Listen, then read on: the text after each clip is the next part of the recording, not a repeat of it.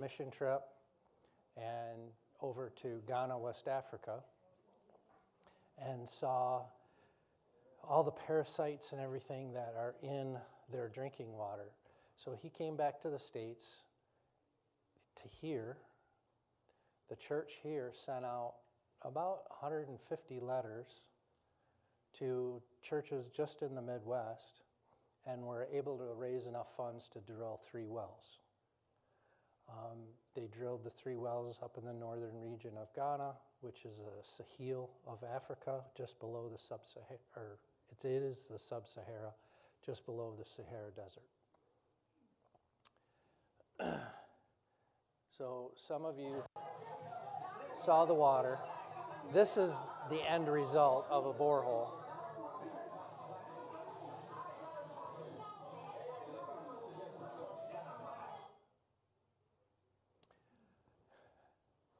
So Ghana West Africa Missions started as just a church work here in Traverse City in the late 80s.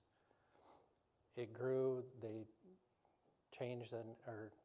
adopted the name Ghana West Africa Missions, and now we have changed the name, sort of, to Water for West Africa, because it better explains exactly what we do. We drill boreholes in the sub-Sahara region of Western Africa.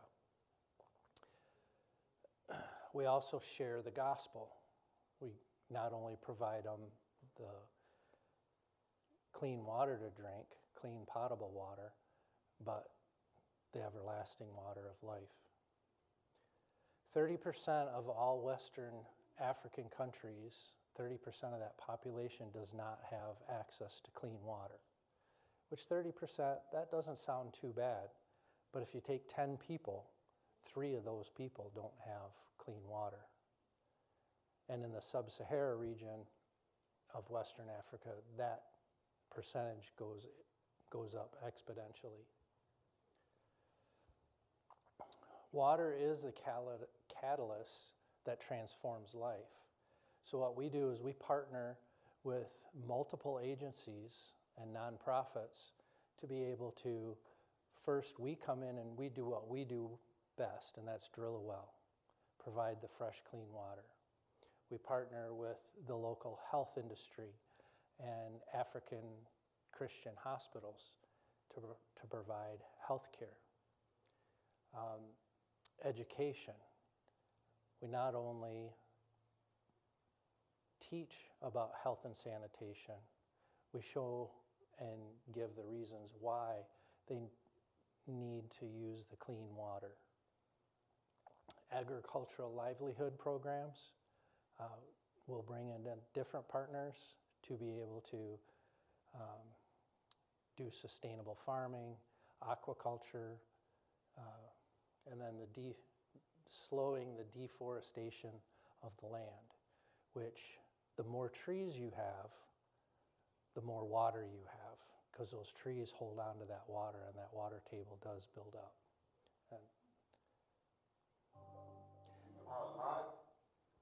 Oops. Okay. I'm going to set this next video up. We were at a conference. There is a network that's globally, it's called EarthX TV. And they put on a conference every year.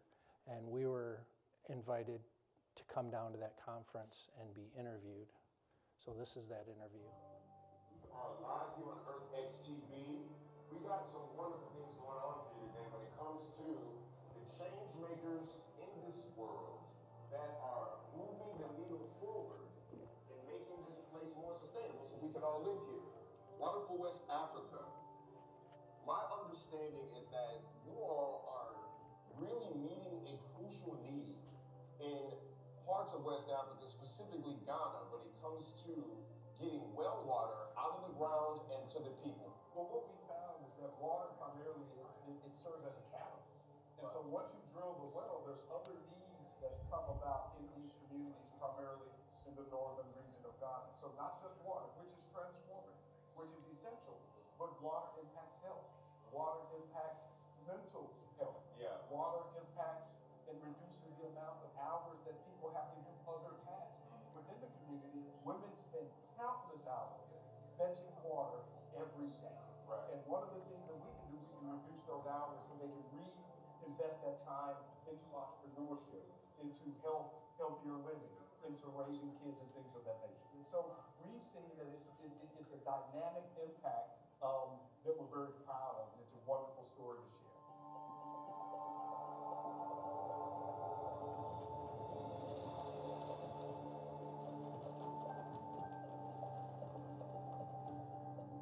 When storytelling meets faith and service on the ground, transformation follows. The Rebirth Earth documentary shines a global spotlight on the regreening efforts of the Sahel, but behind the cameras is the partnership with Water for West Africa that makes it all possible.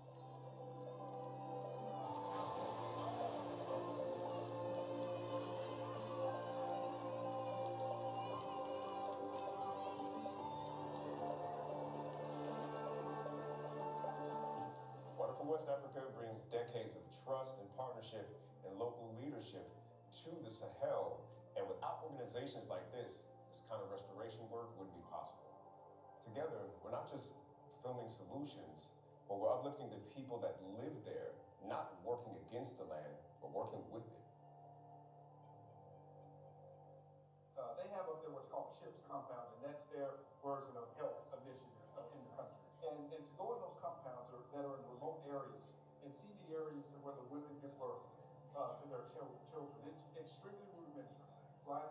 And to know and to see mothers who historically have had to go to those areas to give birth to their children, knowing that the water that their children is going to be exposed to is not as clean as it ought to be or needs to be, but yet still you have to give birth. Right? That weighs on you, man. Yeah. That weighs on mama.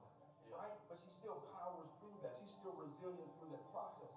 So if we drill a well and they build a compound next to the well, and that mother now goes in knowing that the first water that this baby's going to be exposed to outside of her womb is clean water. Impact doesn't end with awareness. This strategic alliance builds momentum, mobilizing new funding, influencing policy, and inspiring action across borders. When storytelling meets faith and service on the ground, transformation definitely follows. That's women leading water access initiatives, farmers planting hope through agroforestry, and young changemakers transforming ecotourism to opportunity. This strategic alliance builds momentum, mobilizes new funding, influences policy and action, and inspiration across borders.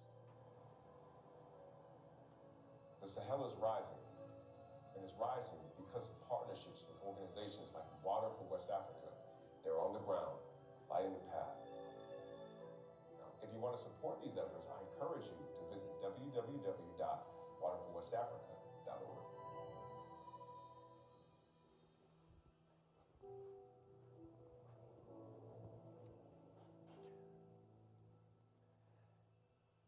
So that gives you a pretty good idea of what we're doing in Western Africa in that short little 5-minute clip.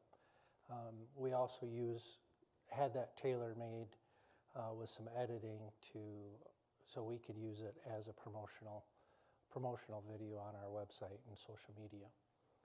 But there is a documentary being filmed currently.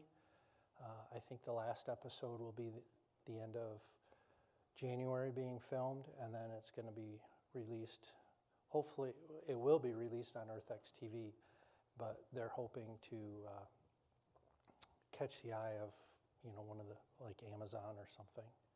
But getting back to this, evangelism. So what we do is we often take teams here from the U.S. and go and support and uplift the evangelists that currently are working in this region. I know you can see Matthew there on the far left. Matthew's gone over a couple times, and we've done some seminars. This is just a handful of the evangelists that attended this 2-day seminar. We give the evangelists and the preachers as many tools as we can to succeed out in the rural communities. This is a very typical rural church in the sub-Sahara region. We often, when we are there, we often have the privilege to bring the message to that church. Behind the scenes, there is a group of ladies that sew dresses. And we take those dresses over and give those to the evangelists so they can in turn bless the different communities that are in need. And all this revolves around the water project, and using that as an open door or a means to open doors to be able to share the gospel. In the sub-Sahara region, it's 90% Muslim and about 10% Christian. And that number is growing, the Christian side of it, because of the work. This is the best part.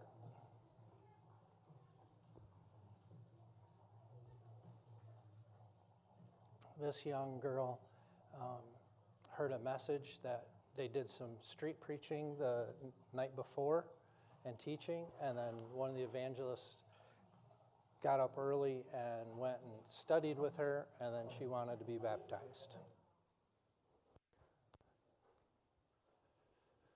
The rural health screening, we also take different teams over, usually once a year, to do a rural health screening.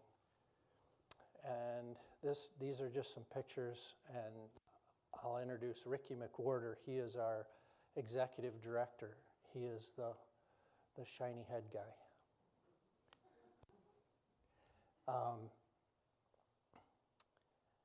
His wife helps put this on, helps organize it, and they usually spend about 4 days in a rural community at a CHIPS compound, which in the video, if you heard them talk about a CHIPS compound, it's basically like our walk-in clinics, except they do everything there, shy of surgeries. Screening. Okay, so this is a rural medical health screening. What we do is this is a partnership between Rural Water Development Program, Water for West Africa, Ghana Health Services, and African Christian Healthcare. What we do is we build these medical missions in these rural communities basically around clean water. Oftentimes we'll come to a CHIPS compound like this, which a CHIPS compound is simply a rural medical clinic for these small villages. It may serve 9,000 people in surrounding communities. So what we do is we put together this health screening. Oftentimes these people, even though they have access to rudimentary health care, oftentimes this is a life-saving component. It's not uncommon for us to find malaria with the children. We have malaria medications. Malaria is a huge problem in lots of these communities, and that's where the clean water comes into play. We drill boreholes for the CHIPS compounds, for the rural medical clinic. It provides water, sanitation, childbirthing aspects. It just provides a whole sanitation component. So really what we're doing is we're building a holistic system where it's healthcare, livelihoods, clean water, sanitation.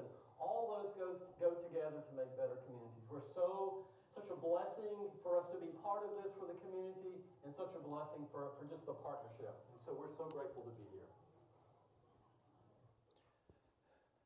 So when I said that they do roughly 4 days, it's a traveling clinic. So we'll set up at a CHIPS compound, and we do that because we partner with the local health services in that area. We did drill a well. This is a typical CHIPS compound. They always have 2 buildings and then maybe a storage building. But one of them is offices. They have a very, very small, what they call the infirmary, where if you're sick, they'll keep you there for a period of time, and then they have a birthing center in the other building. This is just a poly tank. The well was probably about 600 to 800 feet away from the compound, but this becomes a community water point for the fresh water.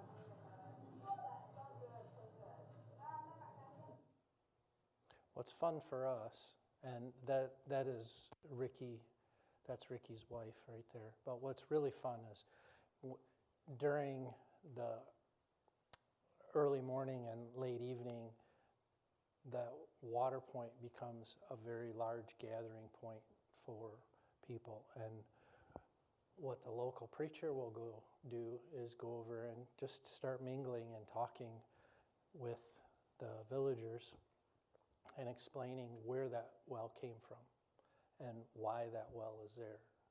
And it's all because of Jesus' love. In those rural medical clinics, they first do a little bit of screening, and they'll get basic vitals. They will do a test for malaria, which takes about 15 to 20 minutes with a finger stick. Also, they'll check blood glucose. They'll meet with a PA or a physician and talk about any type of symptoms and health concerns that they may have. They'll address any open wounds or any continuing care for wounds. They'll redress them. This little boy got his foot stuck on a motorbike in between the ground and the motorbike, and chewed the top layer of his foot off. It looked really good in person. It was healing very well, so that was a blessing. He actually came every day of the health clinic to get a new bandage. We provided some transportation for him.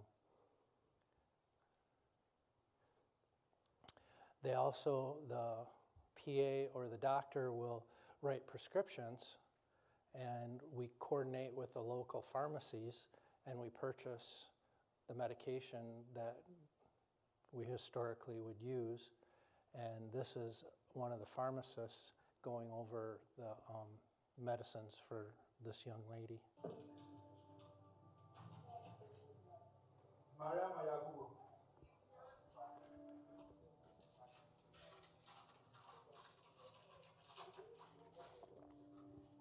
Mama, Zaina Asaba, Zaina Wontan, Zaina Yo.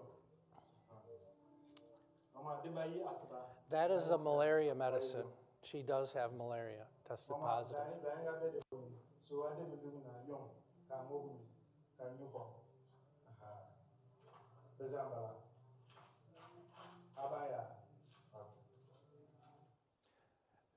So malaria in a child can kill the child. Malaria in an adult inhibits them from working, and a lot of times they'll have malaria for like a month or so. So it really inhibits the family dynamic. We also bring a team over and go to the rural schools. And through there, we preach the gospel and give a little bit of a lesson each and every time that we're over there. This is my brother-in-law, actually. He's talking to a middle school. And we go into the classrooms and just tell them why that we're why we're here and what we do and the reason why we're over there. And all of this is just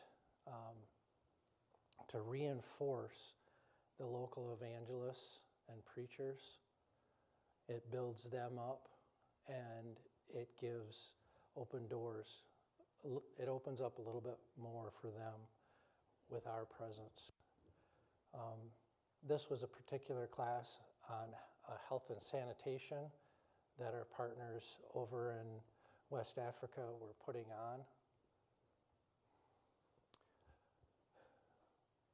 In some of those classes, we also talk about in the sanitation area of keeping, the trash piles, staying away from the trash piles, picking up the trash and disposing of the trash properly. That in itself is a huge problem in the sub-Sahara region of Africa. We'll also bring in new technology, i.e. Solar-powered well. This well was particularly put in at a school. So the students didn't have to leave school to often fetch water. They would have water flowing at that time. We also, at that same school, built a fish pond. And so most junior high schools and high schools are all boarding schools. So this fish pond will provide sustainable protein for those students all year round.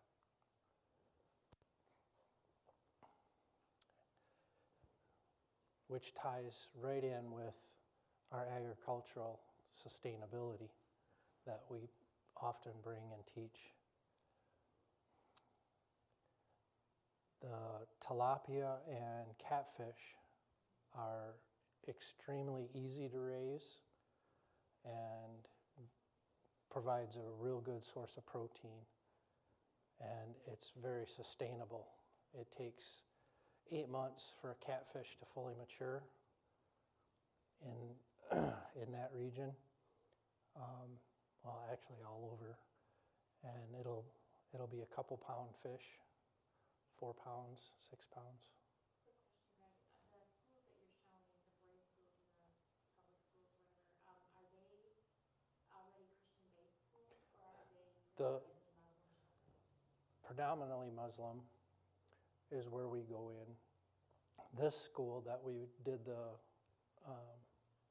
solar-powered well and the 2 fish ponds is a Christian-based school.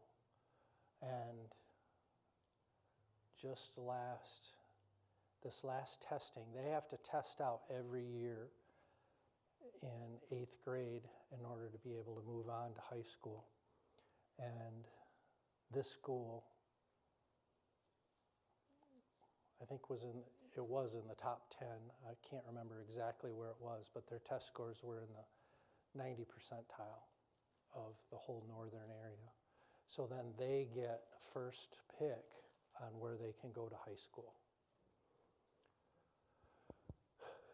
We'll also bring agricultural, and we do utilize this school quite a bit for bringing in our agricultural seminars. We usually partner with a Christian-based school. Hopefully it's a Church of Christ school, and that's what this one is. Teach them about drip irrigation. Drip irrigation, if you do it properly, they could get 3 crops in a year. And it's very simple.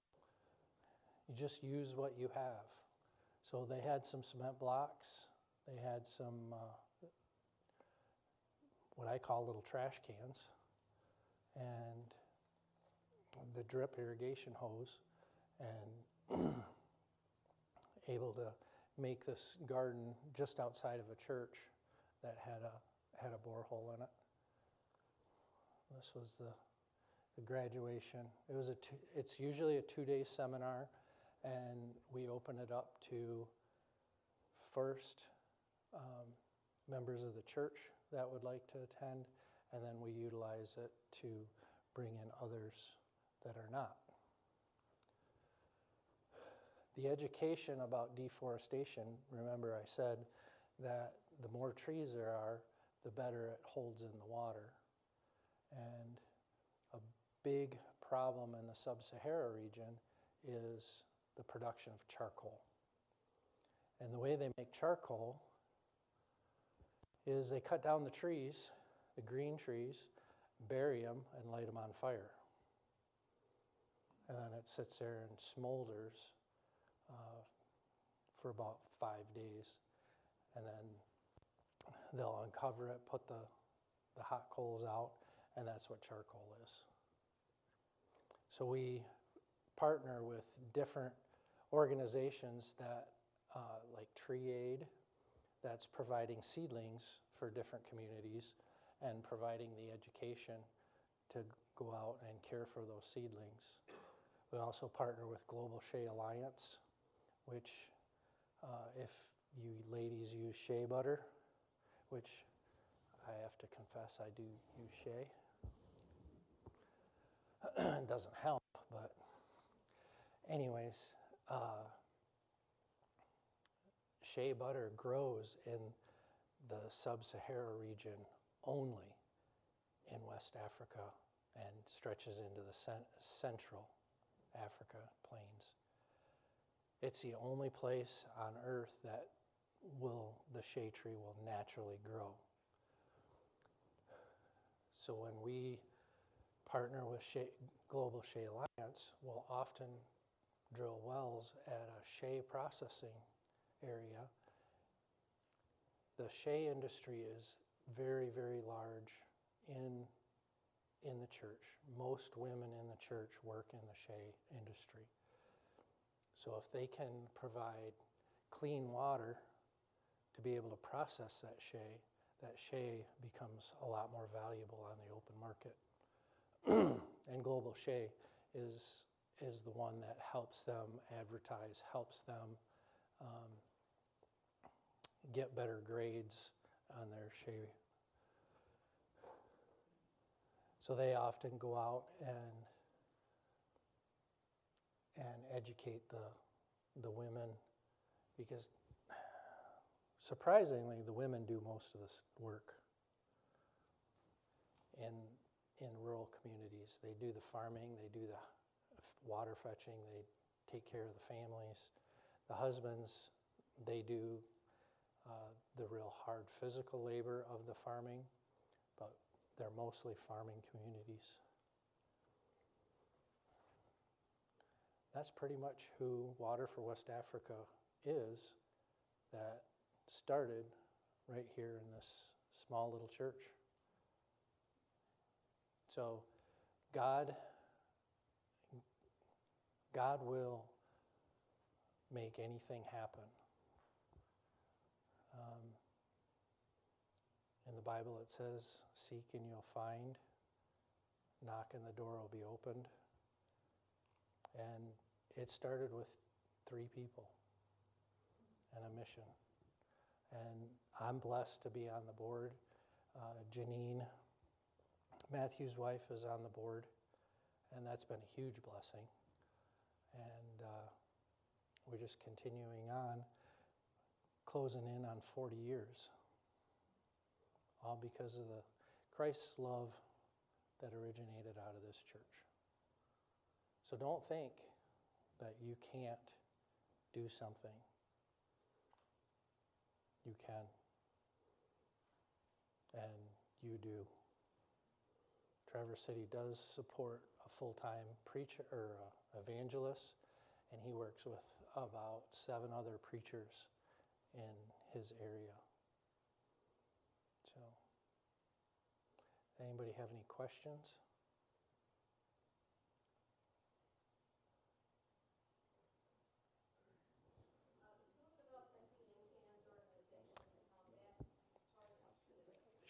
Sure.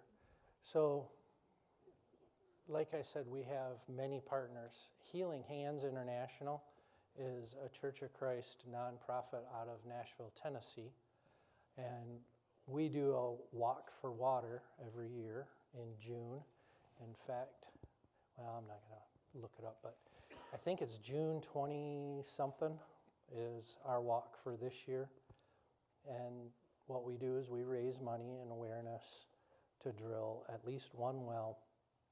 It's always our goal to drill one well or provide enough funding to drill one well. But Healing Hands has the platform, and we actually, coming from the business world, this sounds normal, but we sell these wells to Healing Hands. Healing Hands raises, I think last year they raised $1.1 million just to go for water projects. We sold them, or we partnered with them. They give us 60% of what it costs to drill a well. We provide 40% of that well cost through our organization. And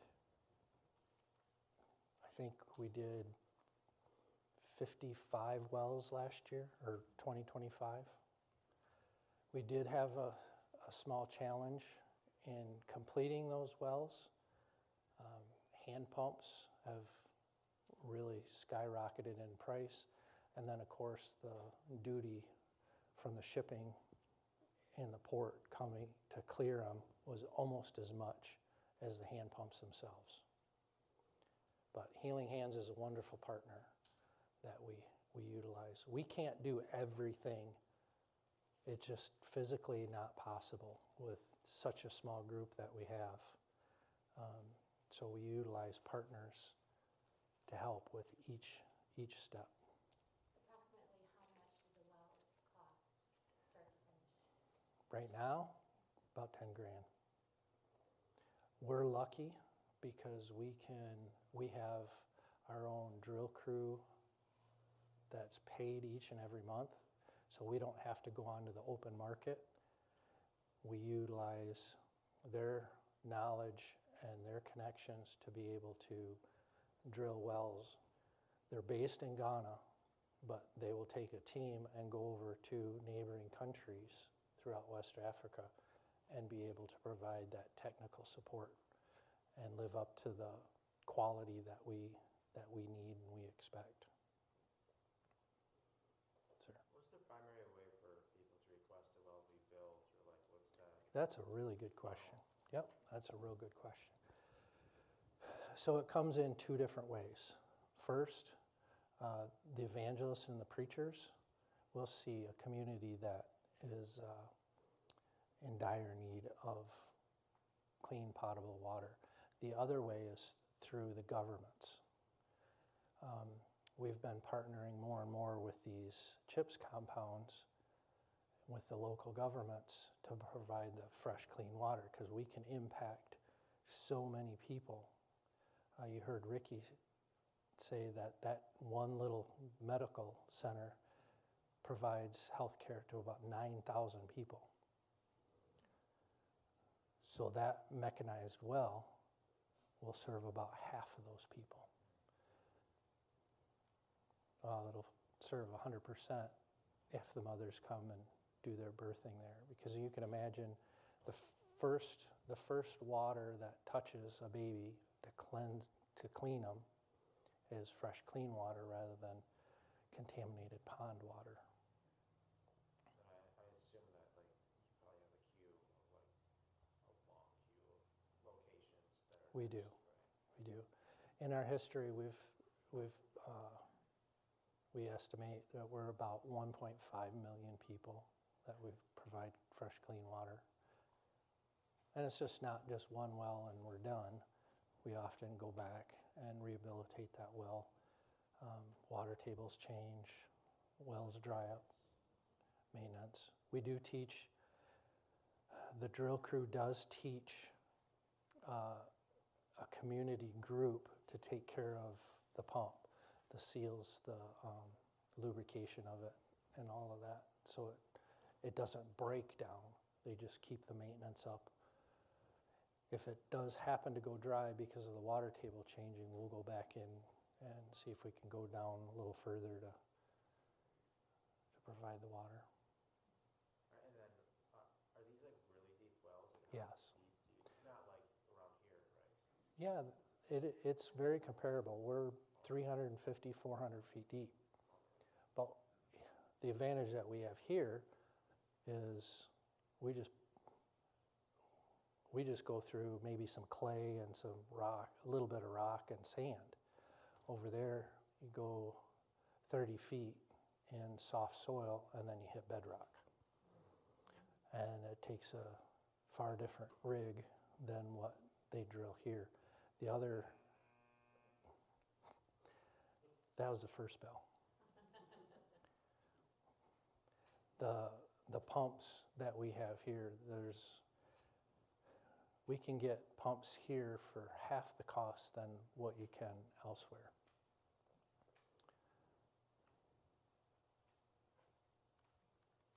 Any other questions?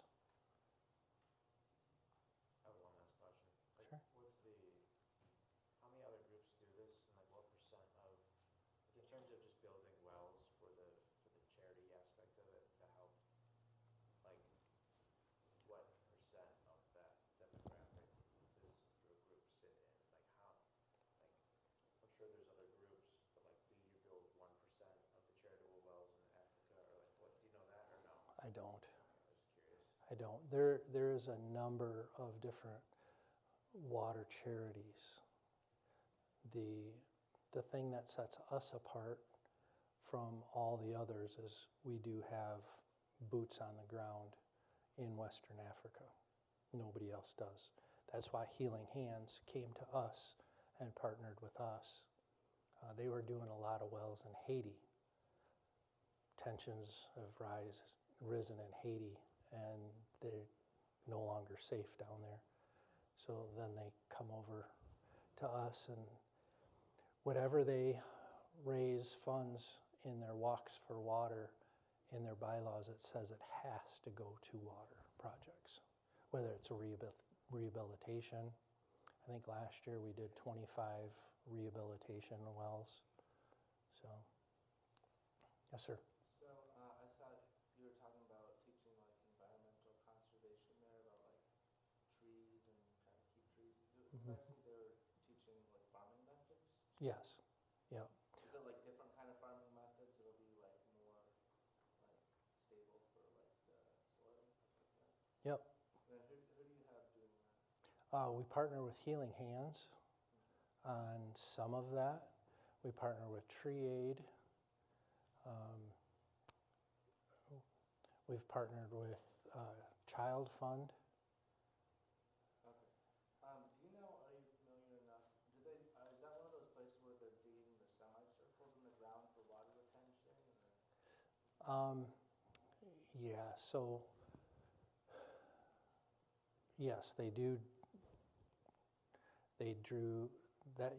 What you're thinking of is in Bogatanga, is the largest area that they're doing that in. But everywhere in the Sub-Sahara, what they'll do is they'll dig out a pond or dig out a big hole, and the water runoff settles in there. The problem with those is that becomes a watering hole for livestock, birds, and humans. And so I would rather drink water out of my toilet here than drink their pond water. In fact, it would probably get me really, really sick if I had any of that water. So there was a second bell. Yes, Pat? I just had another question. I saw the young woman who was being baptized. Is there still a threat of like guinea worm or whatever that was? No, guinea worm, it is still present,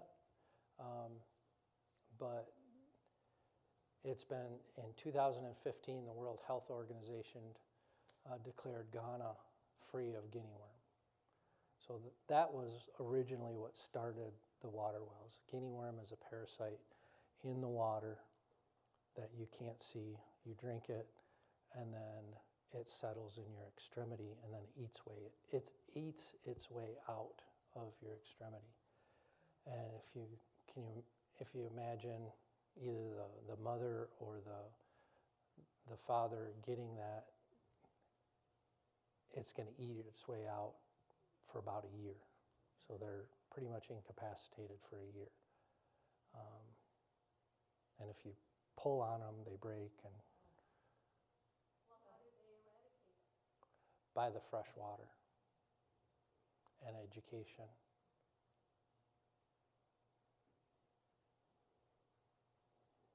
Well, thank you for your attention.